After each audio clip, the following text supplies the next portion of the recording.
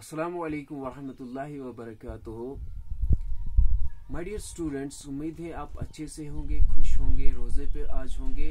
तो आज हम बात करेंगे एनाटॉमी के उस वाले टॉपिक के बारे में जो बेहद इम्पोर्टेंट है, जिसमें हम बात करेंगे सेल ऑर्गेनेली की। वो जो है वो सेल ऑर्गेनेली, उसका नाम है न्यूक्लियस, जिसको हम दिमाग भी कहेंगे, सेल का दिमाग भी जिसको कहते हैं। So in English it may be called as the brain of the cell और the control centre of the cell. So जो ये न्यूक्लियस होता है, इसकी स्ट्रक्चर की अगर हम बात करेंगे, ये डबल लेयर्ड मेम्ब्रेन होता है।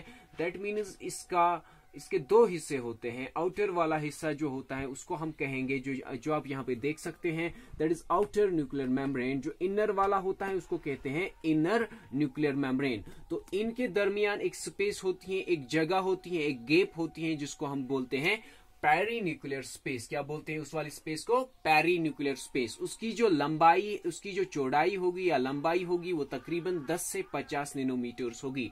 That means the perinuclear space जो होगी, उसकी जो विड्थ होगी, ब्रेड्थ होगी या लेंथ होगी, वो कितनी हो सकती है? 10 to 50 नैनोमीटर्स। सो ये वाली जो स्पेस, पेरीन्यूक्लियर स्पेस होती है, ये प्रेजेंट होती है इस डबल लेयर्ड मेम्ब्रेन में, आउटर न्यूक्लियर मेम्ब्रेन और इनर न्यूक्लियर मेम्ब्रेन के दरमियान। और जो ये डबल layered nuclear membrane होता है, it is mostly composed of what?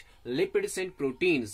As earlier discussed in the cell membrane, that was composed of the lipids, mostly of the phospholipids and the proteins, as well as cholesterol. But here I am discussing about the nucleus. Nucleus is composed of double layered, is composed of lipids and proteins. तो इसके बाद अगर हम बात करेंगे कि इसमें क्या होते हैं, इसमें पोर्स होते हैं इस न्यूक्लियर मेम्ब्रेन में, जिनको हम कहते हैं nuclear pores. These are actually the gaps, or these are actually the pores.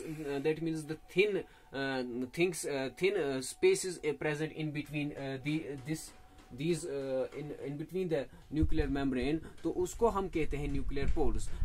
They are formed, ये बन जाते हैं जब फ्यूजन होता है in nuclear, when there is the fusion of membrane.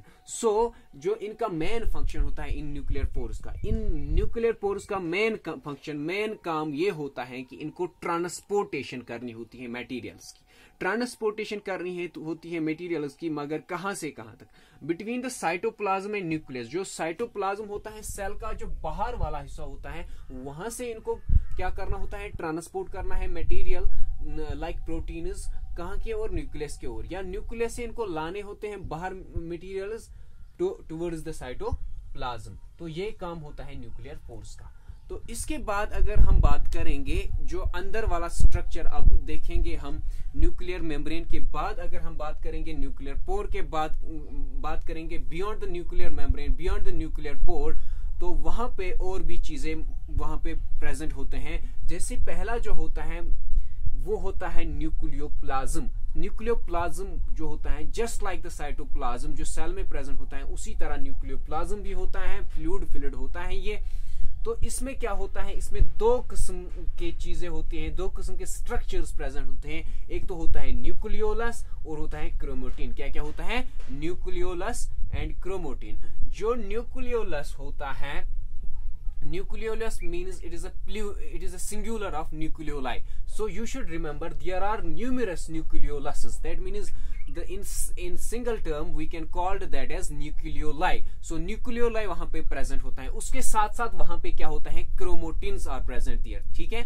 जो अगर हम nucleolus की बात करेंगे, nucleolus जो होता है ये spherical structure होता है। क्या होता है? ये spherical structure होता है, मगर ये रफ होता है, साथ ही साथ ये रफ भी होता है। और इसकी जो मेन फंक्शन होती है, उसका मेन काम ये होता है कि मैन्युफैक्चर ऑफ व्हाट? और synthesis of what? Ribosomes. Manufacture और synthesis of ribosomes is done in where? Nucleolus. ठीक है। That is actually the component of nucleoplasm. तो उसके बाद अगर हम बात करेंगे, इसमें और एक चीज मैंने आपको बोली है, एक क्या होता है, और एक स्ट्रक्चर जिसके मैंने जिक्र किया है यहाँ पे, दैट इज क्रोमोटिड। क्या होता है वहां पे प्रेजेंट? क्रोमोटिड। क्रोमोटिड दो किस्म के होते हैं। It consists of two types. It has been categorised into two types. दो हिस्सों में इसको बांटा गया है, दो अकसाम में इसको डिवाइड किया गया है, तकसीम किया गया है। एक तो होता है यूक्रोमोटिन, क्या होता है? Euchromatin. And another is the heterochromatin, क्या होता है?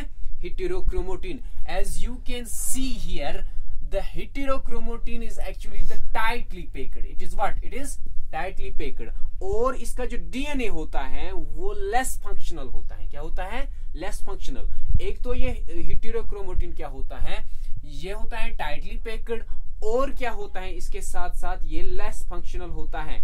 दूसरा जो है दैट इज जो यूक्रोमोटिन है। यूक्रोमोटिन की अगर हम बात करेंगे, that is there DNA is more functional. उसका जो डीएनए होता है वो मोर फंक्शनल होता है, और आप देखते हो कि वो थ्रेड लाइक स्ट्रक्चर है। एक्चुअल जो स्ट्रक्चर होता है क्रोमोसोम का वो थ्रेड लाइक है, और इसी तरह ये भी थ्रेड लाइक है, और ये लाइटली पैक्ड है। ठीक है, ये लाइटली पैक्ड है। तो इसके साथ साथ आपको यहाँ पे और एक कंफ्यूजन होगा, और एक सवाल हो सकता है कि ये क्रोमोटिन बना किसका होता है?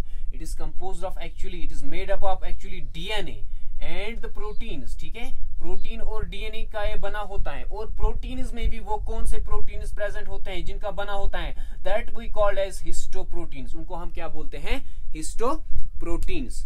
तो इसके बाद क्या होता है कि इसके बाद हम बात करेंगे,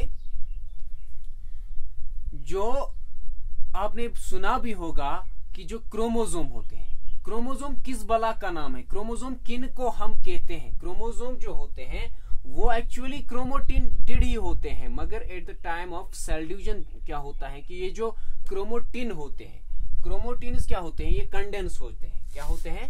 कंडेंस होते हैं, ये रिजेंबल करते हैं। At the time of cell division these resemble और they condense into another form that we called as chromosome.